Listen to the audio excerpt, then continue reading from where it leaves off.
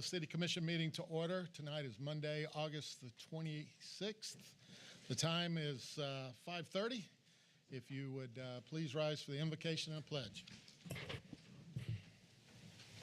Heavenly Father, we ask that you watch over this group tonight and that you help us make good decisions for the city of Leesburg. We do this in your name. Amen. I pledge allegiance to the flag of the United States of America and to the republic for which it stands, one nation, under God, indivisible, with liberty and justice for all.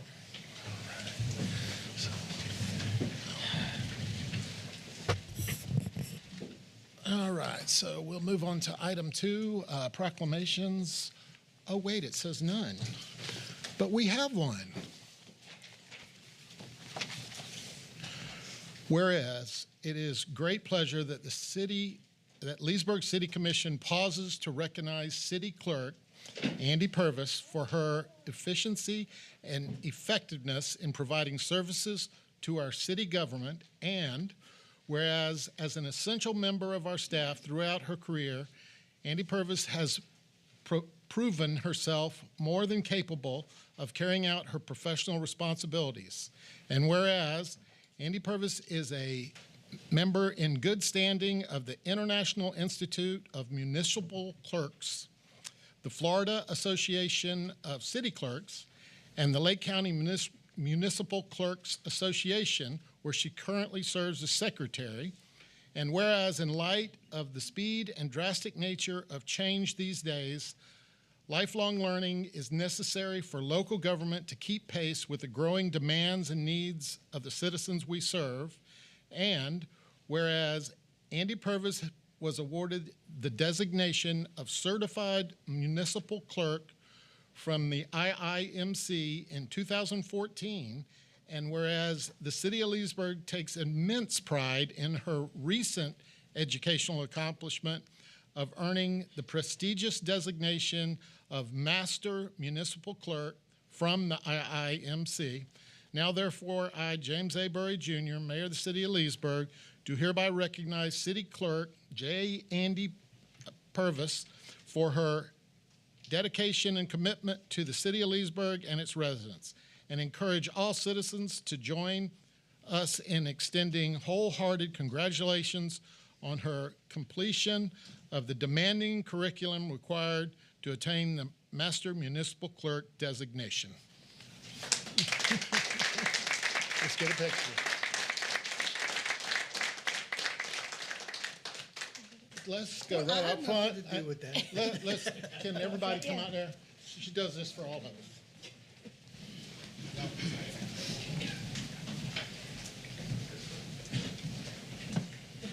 Right here. Are you taking that time to see if he's got this guest on the agenda? Surprise!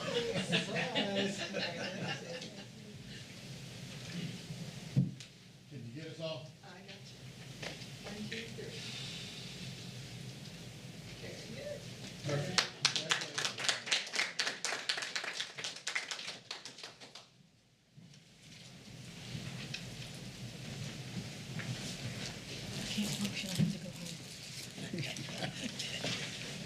All right.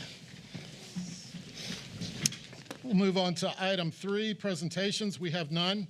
Item 4 is public comments. This section is reserved for members of the public. Let me just read it off of it. To bring up matters of concern or opportunities for praise. Issues brought up will not be discussed in detail at this meeting. Issues will either be referred to the proper staff or will be scheduled for consideration at a future City Commission meeting. Comments are limited to 3 minutes. And would you please give your name and address if you come to the mic? Frazier Marshall, 2106 Angelfish Loop.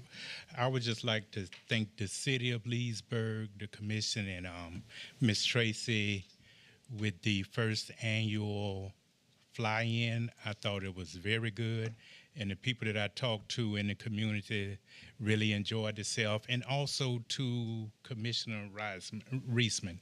I watched you Saturday, and the information and how you got involved with the youth out there and sharing some information, I thought it was very good. And I really like to thank you for that. Mayor, can I tag on that real quick? Because I know Miss Tracy will probably leave after her agenda. I want to give her kudos publicly. She took this idea and ran with it, and she did a phenomenal job. It would not have been the success it was without her. We had, I think we totaled 350 plus cars, 800 plus people, and we had 50 to 60 airplanes come in. It was a hustling morning, and her and even Jack from AvCon came in, and I just want to publicly thank her. She did a great job, and I can look forward to doing it again. So, Great. Thank you. Thank you. Any other public comment? All right. Moving on to the consent agenda. Oh, wait, we do have public comment. James Hobgood, was at 110 South Fifth Street. I want to say thank you to Public Works as well as Parks and Rec. We had our first annual Revive Night of Worship Thursday night down here on the lawn in front of City Hall. About 350 people or so. It was a great night, and I know that it was kind of a feat. There were some things that giant LED wall and some stuff that we'd get up there, and Public Works had to put some guys down there. So I just want to publicly say thank you to those involved in that, Travis and Tim Patton and those guys that did a great job of facilitating, helping us make that a successful event. I'm also here to ask you guys what my next course of, and for you guys, whether that's a sit down or something to talk about the homeless problem we have in downtown. I've been in business for 5 months now. I've had 3 what I would consider major run-ins or issues with homeless folks downtown, one of which culminated this Friday with somebody walking into our establishment, taking one of our servers' purses and running out the door. I'm not the only one in downtown that as a business owner that has there. I'm not coming pointing the finger. I'm not coming saying it's somebody's fault. I'm just simply asking, does the city have a plan of what is the issue handling there? If it's a conversation I need to have with the police chief, I can do that. But I'm going to bring that and come on public record asking the commission to start a conversation about what can we do to kind of ensure the safety of our business owners and our citizens. We continually have folks coming to us saying, hey, we don't feel safe going downtown. Older folks, seniors population, about 60% of our population of our folks that come into our restaurant are seniors. They don't feel safe coming down because we have them sitting at our front door at 6:30, 7:30 in the morning. There's one that sleeps outside of my front door, right around the corner. We have one that sits on the park bench across the street the entire day. So I'm coming as a concerned business owner and asking the commission, is there a plan of action for us moving forward, or starting a conversation about how do we, healthily, I understand that there's 2 different sides to these types of things, but just asking to start that conversation. Okay. Thank We you. hear you. Thank you. Good evening. I'm Elliot with Blue Island Sportswear, 7112 West Main Street. I'm also on the board of directors and with the chamber, and also chair the downtown entertainment for the DLBA. I know we have a long-term plan with the parking situation, and the minute that word comes out, everybody's eyes rolls. Everybody's tired of hearing it. I hear it every day by customers that are coming in and not having it. I'm here to discuss the Orange Avenue parking lot. I'm the type of guy that I'm going to come to you. Okay. Elliot, that is on the agenda for later on tonight. Oh, I thought you said open things. Well, it's for anything that's not on the agenda. Okay. Just, but My we'll bad. we'll So give you ample time to speak to come that back then. That's later on, okay? Any other public comments? All right. We'll move on to item 5, which is the consent agenda. Routine items are placed on the consent agenda to expedite the meeting. If the commission or staff wish to discuss any item, the procedure is as follows. 1, pull the item or items from the consent agenda. 2, vote on remaining items with 1 roll call vote. And 3, discuss each pulled item and vote by roll call. Are there any items anyone would like to pull? Seeing none, can I make a motion to approve the consent agenda. Second. roll call? Commissioner Connell? Yes. Commissioner Eastman? Yes. Commissioner Peterson? Yes. Commissioner Berry? Mayor Burry? Yes. Okay, we'll move on to item 5B, which is purchasing items. We have none. We'll move to 5C, it's resolutions. Someone please introduce 5. Consent. Oh, this is on consent, Yeah. excuse me, I'm sorry. I'm sorry. Yeah, that's 5. Yeah. Sorry about that, guys. Item 6, here we are, public hearings and non-routine items. Begin with A, second reading of ordinances, we have none. B is first reading of ordinances, and we have none. So we'll move to 6C, non-routine items, and that's a presentation on the U.S. Highway 441-27 CRA. There we go. And if you can kick up that PowerPoint. And if you give the first slide. So as we talked about during the budget workshops, we've revisited a couple of different divisions of the budget as we have moved through the process for ratification of the budget, which will come in 2 phases next month. So you all being the CRA board, we scheduled it during your regular meeting to save some time, but y'all just to revisit this, you can take some action, or really it's not an action item, but whatever you would direct we'll back into the budget. So you may want to direct some action or no action or what have you. So with that, if you go, so as we've talked a lot about the CRA, this CRA specifically sits on a lot of cash because that had kind of been the plan for the last 10 years. Remember the recap of that is the bottom fell out of the budget the day that we signed the bond back in 2010 on this. So we stashed cash away. We recalibrated the CRA, which I think was one of our great accomplishments to get to recalibrate that baseline. That CRA generates cash. So it's sitting on the $4.5 million, which we kind of always had stashed away to cover the bond. Next slide. So the CRA now brings in pretty solid revenue. It's one of the strongest growing CRAs we have, believe it or not. And you bring in about $3 million a year. So we stash that cash. We have a couple of miscellaneous projects that we do, but next slide. We talked about some different operating expenses as we went through. So first one was just some operating expenses. It's miscellaneous stuff.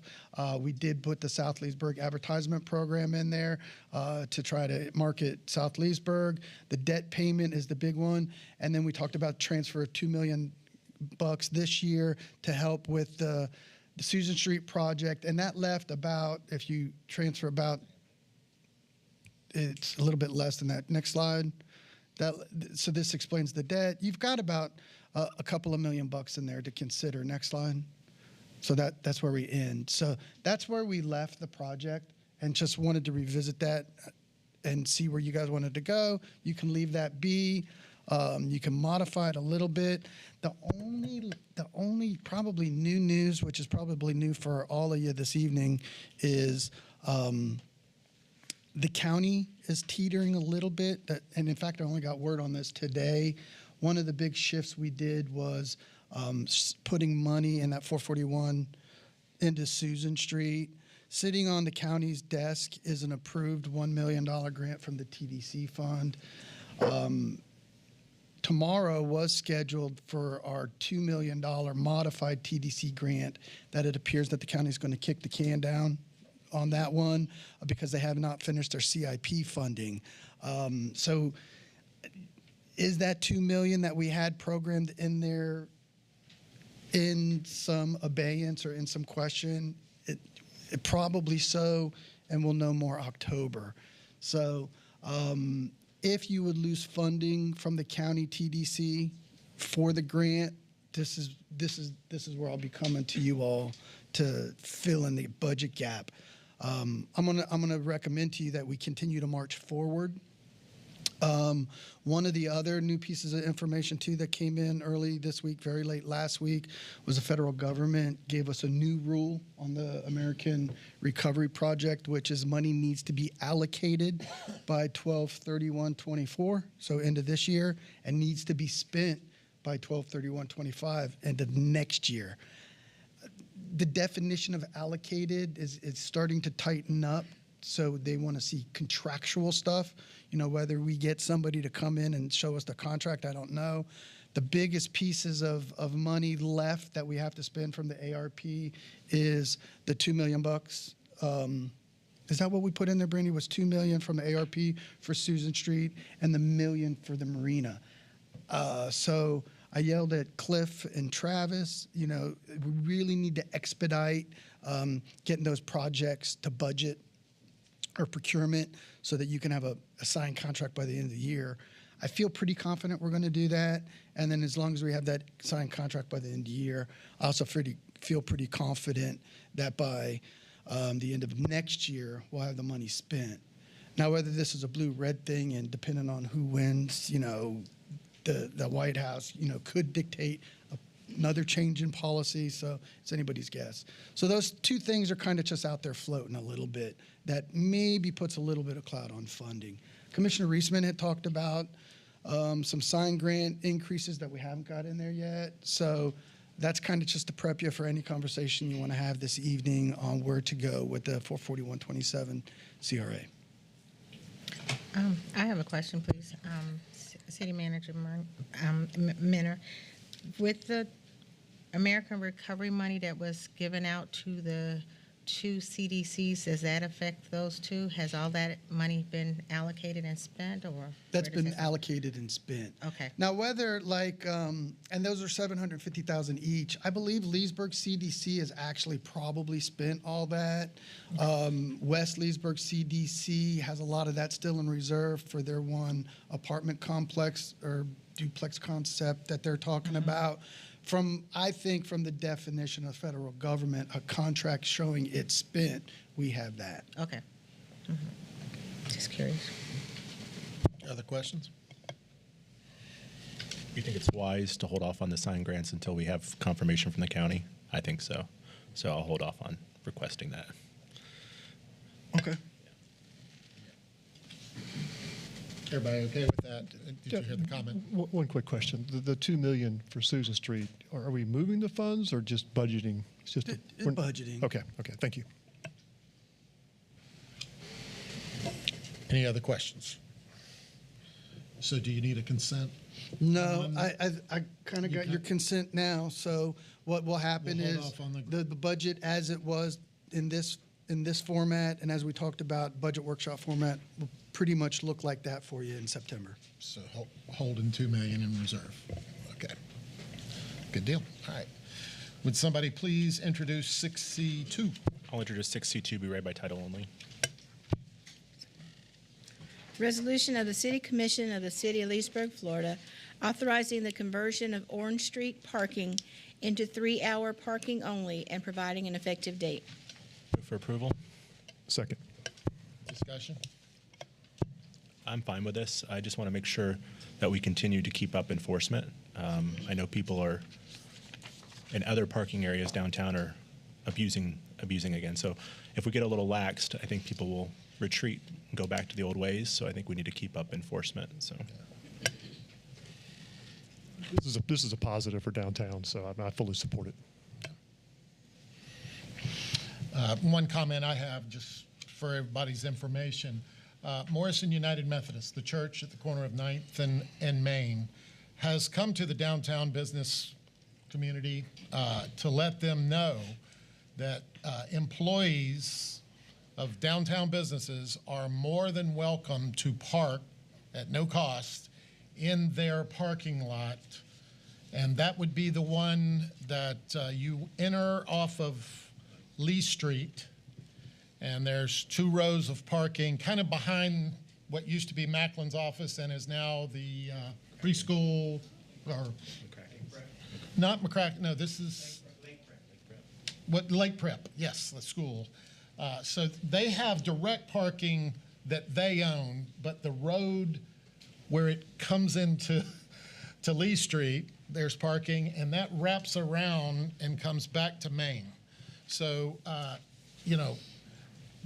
they have been very nice about saying park there, there's no charge, and that will certainly free up more spaces for customers to park downtown if you can get the employees to and the owners to utilize that. So I'm all in favor of keeping Orange a place where people come and go rather than all day parking. So We did have, Elliot, did you have any public comment you wanted to make? I told you could.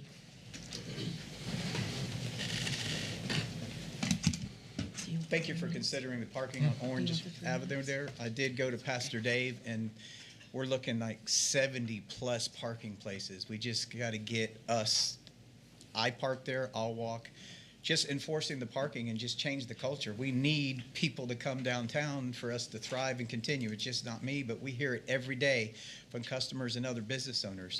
So 70-plus parking is quite a substantial thing. So shout out to Pastor Dave for letting us do that. And I have labeled them, and there's a blue sticker on every parking that is there so that people will know, because we left part of that. You can also park at the Deaf and Blind there as well, so which is right. That's even closer. And the parking there, 24 spaces there, there's only 16 at Orange, so the people that are parking there all day, which are all employees, we all need a few more steps. So thank you very much. You're welcome. Any other public comment? Roll call. Commissioner Reisman? Yes. Commissioner Peterson? Yes. Commissioner Berry? Yes. Commissioner Connell? Yes. Mayor Burry? Yes. Move on to item 7, the informational reports. Anybody have questions regarding anything? Okay. City attorney item? Briefly, at the last meeting, we had the issue as far as the amendment to the contract to extend closing and extend the governmental approval period for the Blue Rock deal. They just wanted to let everybody know they did sign that amendment as amended by the commission here. So that's signed up, delivered. So it looks like everything's moving forward according to that contract. But that's all I've got, and hope everybody has a great rest of the week. City manager item. I have 2 items on the agenda, but I'll just follow up a little bit with on Grant, because I did have opportunity to talk to Tatro as well. I can't remember Joe's last name from Blue Rock. But in any case, I think they're anxious to move forward on that. I think at the end of the day, the deal is going to come down to 2 major issues. Hopefully they can get them resolved. The first one is the alignment with college. On College with their entry and the campus driveway entry to their big parking lot just north of 441. So that's a really important issue for them. If you recall, the county wanted them not to be aligned because they were worried about queuing, which would kick the Commons driveway more to the north. That's a problem for them because as they go more to the north, and they have to shift their big building to the south, and when they move the building to the south, they have height issues. So hopefully that gets squared away. They're optimistic it is. That was one of the other issues in the due diligence, is they need to provide some traffic data to get the county to kind of change their preliminary recommendation on that.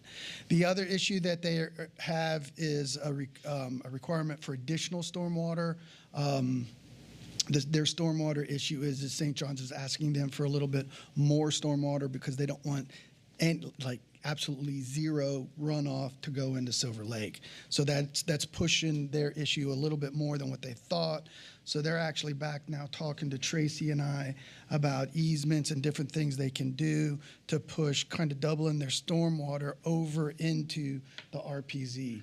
So that issue is going to come back before the airport board. That issue is going to come back before St. John's, and they're talking about different easements, or all sorts of different stuff on that. So those are the 2 big issues there. Hopefully we can figure out how that works and get that deal closed. With that, let me go into the 2 issues I had, and get done in 5 minutes here, right?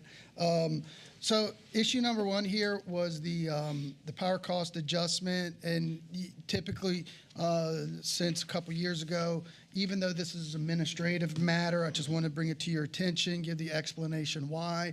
Didn't have opportunity to put this before the Electric Advisory Board because it's scheduling issues and the need to get this implemented pretty much as quickly as possible within reason. So long story short, this graph pretty much, again, is kind of what we try to do. We try to keep $3 million in a reserve account for the power cost adjustment. So the green line represents our balances from the start of the fiscal year. And as we cross the black line to 3 million, that's not uncommon as long as we see that we hang out around 3 million bucks. What's alarming about this graph is at the current power cost adjustment rate of 1 penny a kilowatt, and generally when we talk about the power cost adjustment, we talk in 1,000 kilowatts, so it's 10 bucks. If we keep that power cost adjustment at that number, what we see is through the end of the fiscal year, we drop off. The fall kind of is a good month, but then we go wacky again in the winter months when our demand is high. So by, first quarter of 24, we're going to see that number go negative. And then as the trend goes, we get back through the hot months. So obviously that number keeps dropping off. That's a trend we can't do. And I'll go back to when we increased the power cost to 7 cents. We increased that late and dramatically because we were sitting on a substantial amount of cash in the electric fund back then. Long story short here is the electric fund really can't sustain any type of decrease in a negative value. So when the power cost $3 million goes away, that means we go into the electric fund general reserve, and they really just don't have the cash to sustain using that cash to pay the power bill. So we come up with, so what's the amount that we need to right the ship? And that number is 2 cents, 2 cents a kilowatt. So instead of a power cost of 10 bucks, it's 20 bucks. That's represented by the yellow line. Unfortunately, what we see with that number is if we apply the 2 cents in October, we stabilize the account, but then as our peak starts going wacky and life happens, this number starts to drop down to about 0 in out years. So that's really not enough of an account to keep that balance, because remember the cycle is kind of the spring and fall months. We have good months, winter and summer months, we have bad months. So what we see in this kind of 18-month projection is an inability to maintain $3 million in our savings account. So what I'm recommending to you this evening is that effective October 1, we increase to the 2 cents, and tentatively in April, which is halfway through the fiscal year, we increase to 2.5 cents. So what does this look like to our rate? Our rate right now for 1,000 kilowatts is $117.94, $117.94 for the first 1,000. The base bill of that right now is $107. So that's where you see the 10 bucks. So this would make our rate for the 1,000 $127.94. On the website, not in this package, is our chart that compares our our competitive advantage or disadvantage with other regional utilities. And essentially at 127.94, we're still a very competitive utility, specifically in the region. We're still significantly cheaper than Duke, which hangs out about 160. We're still about hand in hand with SECO. And Mount Dora is really actually statewide the most competitive rate right now, and they're hanging out about 115. So although this is bad news, competitively, we're still a very competitive utility. And if I had to pinpoint one reason for it, it's transmission costs. There was a chart in your packet. I talked about this briefly in the report, and basically what we see is about a 20% increase in transmission costs. That 20% increase translates into about $2 to $3 million. So right there, you can, so when we're hanging out around $3 million, and then we get hit with another $2 to $3 million increase, that's where you see it. So I would pinpoint transmission costs, which go through Duke and FPL, which just increased. So pretty much when we went down to 1 cent, their transmission costs increased, and 2 months later, we're seeing its effect. You'll also note, if you've been reading the news, you see Duke just filed for another increase at the Public Service Commission that actually got approved. Public Service Commission bragged about it a little bit because it wasn't as much as they want, but it was still an increase. So unfortunately, we still see some crazy stuff going on in the electric industry. And unfortunately, barring this increase, the fund can't really sustain it. So we're going to have to increase that power cost adjustment. What we'll do in the interim is it's scheduled for October 1, so we'll get notice out to the public. We'll get press release out. I'll do another update on the Leesburg Rate Watch section of our website, and we'll notify customers through those two methods that the rate had to go up. That's my report on the power cost adjustment, pending any questions you have. Any questions for Al? Just one question, Al. I think I know the answer, but these you referred to the transmission lines. That's impacting all municipal providers, correct? Yeah. I mean, we're all Pretty buying. I'm much referring to the ones like us who buy from FMPA. Pretty much every municipal electric utility uses Duke and/or FPL for their transmission. Okay, I want to be sure I was clear, and I wanted the audience to understand that. Yeah. Thank you. Did we lower rates too quickly that put us in this situation? I'm going to say no. And why would I say no? Because on the long haul, maybe we could have kicked that can down the road and maybe not needed a rate increase. Eventually, you would have. But what we did was in the hot summer months, by lowering the rate, we gave our customers a break and we gave them money back. Yeah. So, anytime we can return money to your ratepayers, I think you need to do that. Now, we do want to have this.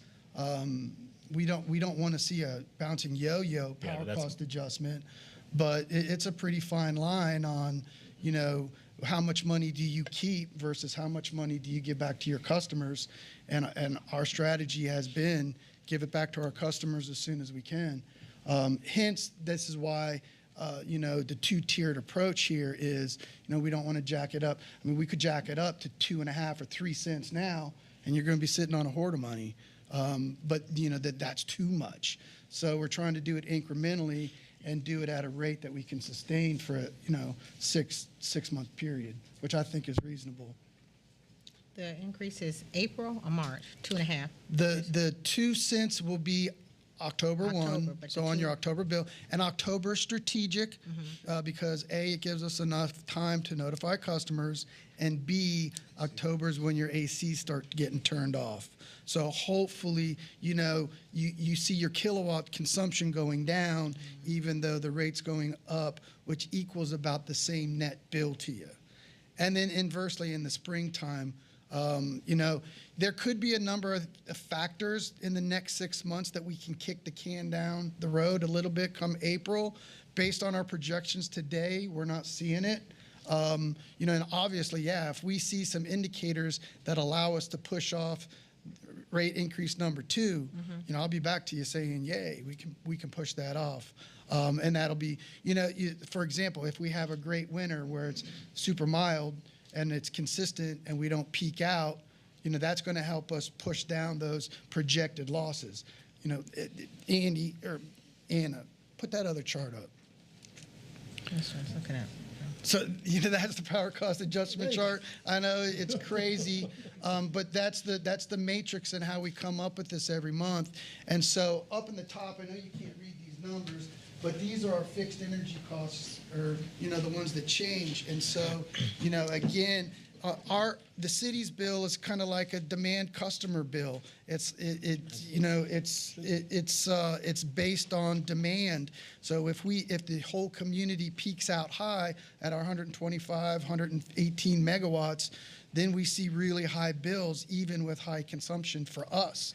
But if we see that peak demand stay, 98 to 100 or 105 or so, then that's kind of nice consistent usage, and then the utility makes a little bit of money, and then those are the factors that go into our ability to keep the power cost down or delay. So there's January, February, December. I didn't do that in order, kind of if we get that cold snap in December, January, and February, those are pretty indicative months. So we do it on history. If it's mild, we can probably kick the April can down the road. If it's cold again, then no, we probably can't.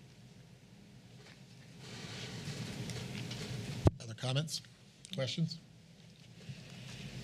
All right, so you're going to bring that back to us in I'll bring that back to you in April and report, accordingly on how it's going. If it's good or bad, you'll hear from me. If it's as we projected on the charts, you'll hear from me towards April when we would need to increase it. Okay.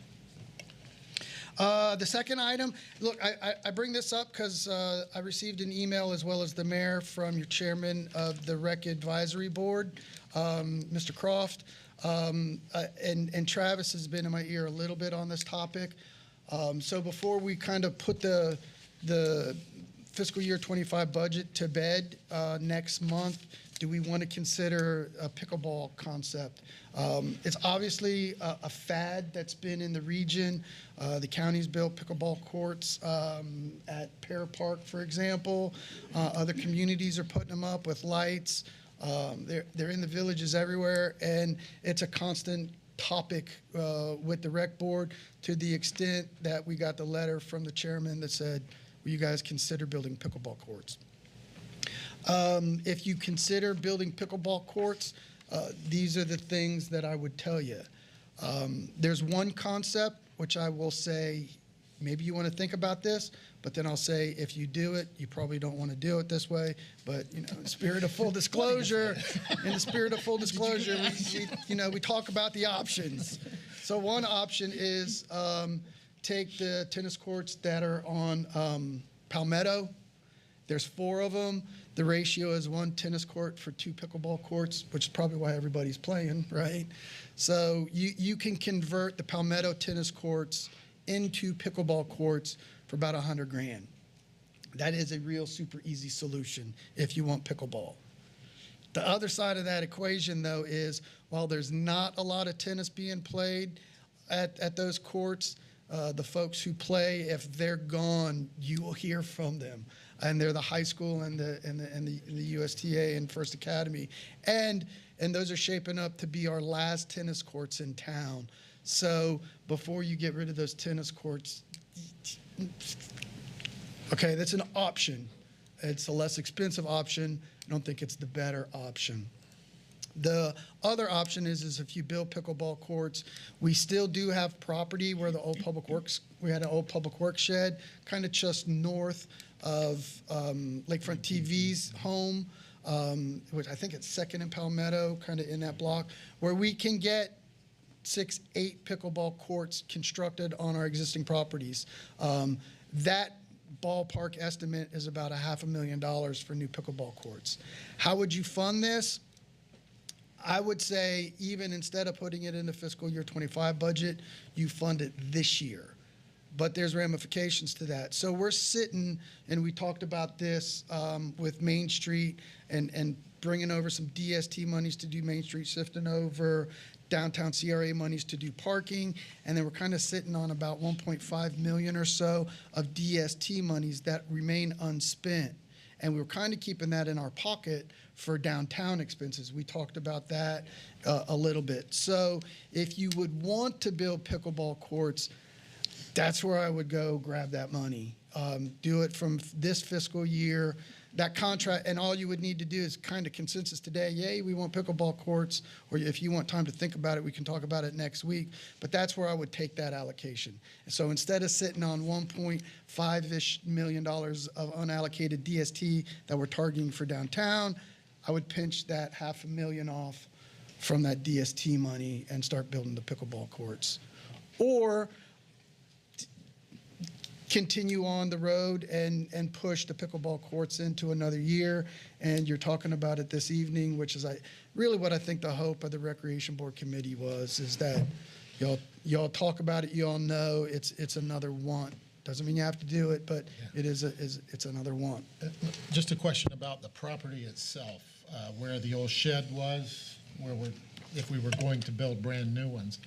Is there some limitations with what that property can be used for? I mean, is there problems with diesel fuel contamination, or do we know? Is that are there things you can't do there, but a surface pickleball is fine? That's probably Is that something kind of the there's deal? probably something in our survey that we would need to consider.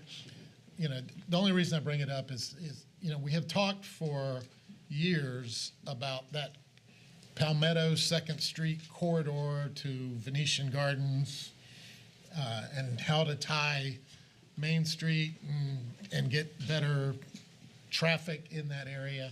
And I don't play pickleball. I don't know if anybody here plays pickleball. I know one of my kids, 5 nights a week, is driving to Pear Park to play pickleball. I know that it is a big deal, and I think building them as close to the facilities that serve beverages after you play pickleball would be very good for our downtown area. And I'm all for. And there's public restrooms there at the Lakefront TV, correct? Yes. Yeah, that's Yes. yeah. Yes. First of all, I had people bending my ear on pickleball. I had it on my wish list coming into budget. But with going through the budget process, I did not want to risk sacrificing the parking downtown. And that just continues to get pushed back over the years. So that's why I kept quiet on pickleball. So if I understood you right, I do not want to jeopardize the parking downtown. We've been talking about that for years. Well, ever since we had the downtown master redevelopment plan. And so I just hate to see that money go elsewhere. So I don't want to lose that. I'd rather get the parking done and push the pickleball back a year if we had to. You mentioned the tennis courts. What about the shuffleboard courts? Are they getting used? I think the shuffleboard court is probably the same phenomena that you have with the tennis courts.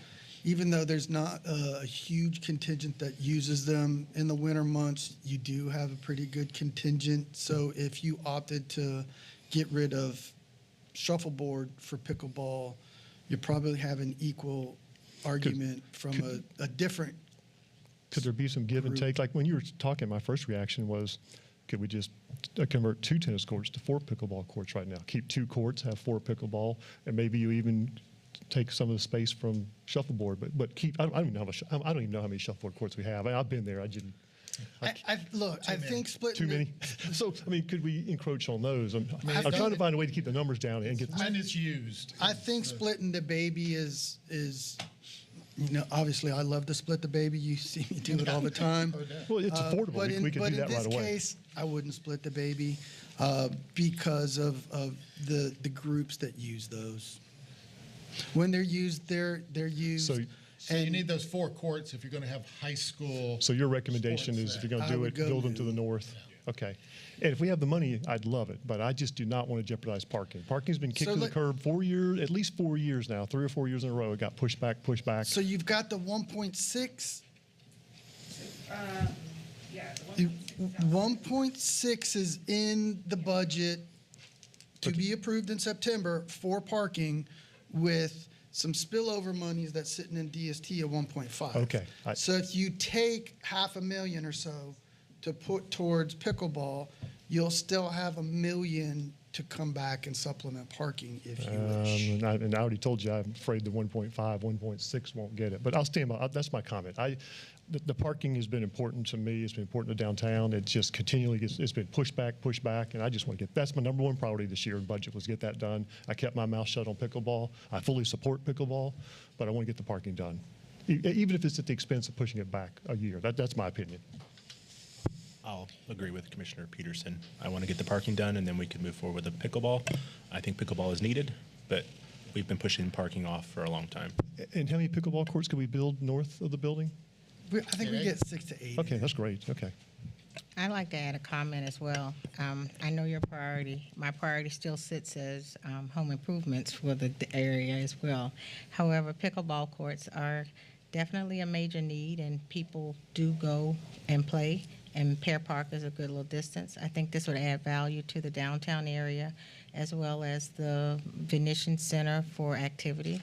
And I'd also like to consider if we can add some at the Teen Center over in the Carver Heights area, if that's an option as well.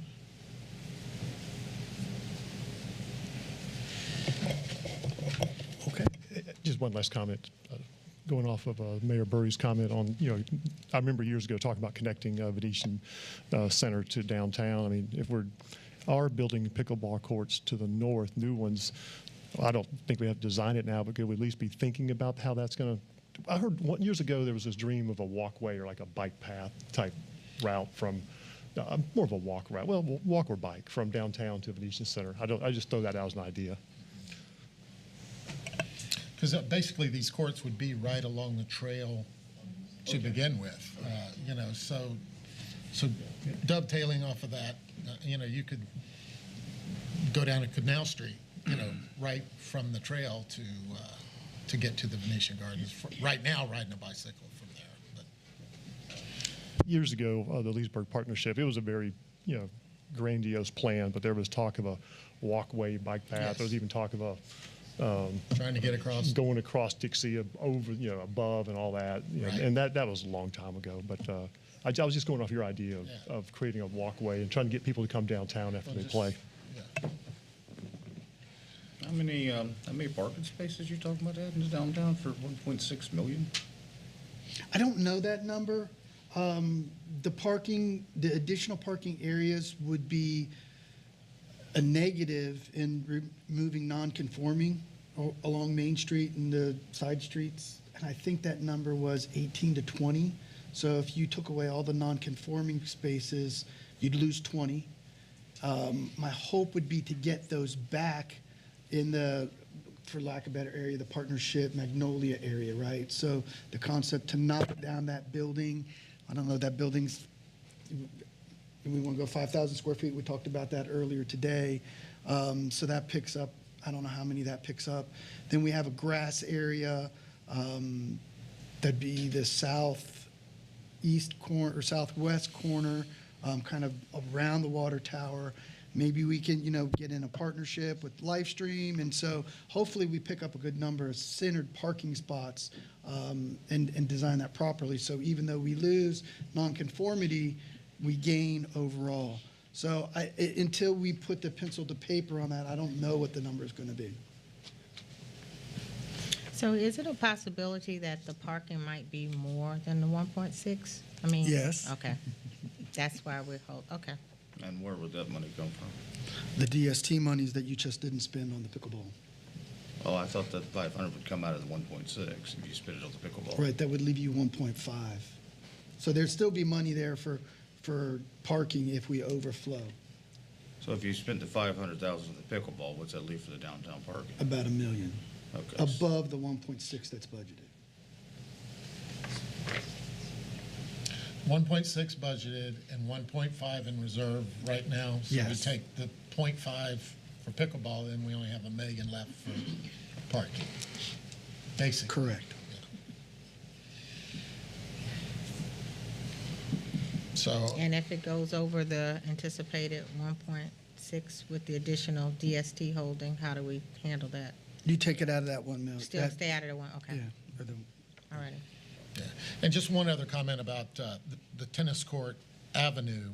You know, currently we probably have considered 8 courts because we have 4 on Palmetto. And I don't even, Travis, are there still courts in the Susan Street complex that, I mean, they're there. Yeah, it is. Right. They're there now. So the answer But is the no. answer is no. So, you know, I don't think resurfacing the existing 4 that we have to move to pickleball, even though pickleball is very popular right now, but that then takes your tennis courts to nothing.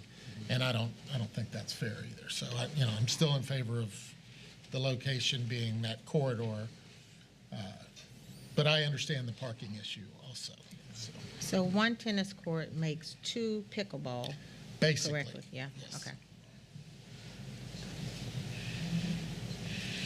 That's all I got for you.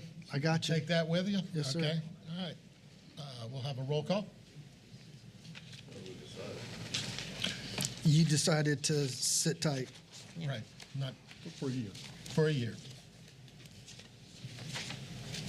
So general call. Yes, ma'am. Commissioner Connell? Nothing tonight. Commissioner Reisman? I wanted to follow up where we were at with code enforcement, doing some changes to the code or improving the code for our corridors, and then also inviting everyone out. I didn't say this earlier, but I want to thank Commissioner Berry for coming out Her and School Board Representative Molly Cunningham came out on Saturday for our fly-in. It was a huge success. And then also on 9/21, we have our Leesburg Blue Foundation 5K. So even if you don't come walk or run it, come out and show support for our Leesburg Police Department and that foundation. And that'll be it for me. Commissioner Peterson? Nothing tonight. Commissioner Berry? Yes, I have a few things. First, I want to give kudos to Cliff and his team, Public Works, for always coming through and providing assistance to the constituents. I got great response for their action that took place last week, and I want to say thank you and to your team. Also, I just have a question on this, so that's why I didn't pull it. Is it on 5C3, is it possible to have a recommendation that we can establish a contractual agreement with Catrali if nothing or no business comes in there after a year? Could they be responsible for like knocking the buildings down, demolishing the buildings so that it won't measure up to be blight on our, for future? I mean, can it just sit there forever if no one comes, or? The answer is yes. Okay. Yes, it can sit there forever if no one comes. Mm-hmm. And the city or municipal corporation is not going to have any authority to order a demolition or removal of a facility unless it's found to be in a blighted condition such that it's not remedied. And basically the law is such that they have every opportunity to remedy and modify the codes as they go along. So Catrali and their closing of their facility is a concern. I can assure the commission that we're doing our best to get it marketed through our relationship with LEAD and also Lake County Economic Development. The facility's been closed essentially since July 31st, I think, is when they stopped taking gas service. And it has, at the end of the day, we're going to have to depend on Catrali to take care of their property, and hopefully they're looking to market it as well, or they're having plans to refurbish it and get back in there when their business model says so. I do think if we're speaking frankly and directly, we do have to have the public, embrace that facility in all likelihood probably won't be used for citrus. Citrus has moved south of Highway 60 these days. We haven't picked fruit in Lake County since, way before my arrival. And so the fact that Catrali used that facility as part of the manufacturing process, trucking everything up from Polk County, we're probably lucky to keep it open as long as they did. I can tell you, just as a side note, when we did have some issues with our billing and those type of things with Catrali, and we had some payments on the gas side and the electric side where we had to pay for some billing errors as part of the settlement agreement, we tried to stipulate to them that they would remain open, and they were very non-committal to that.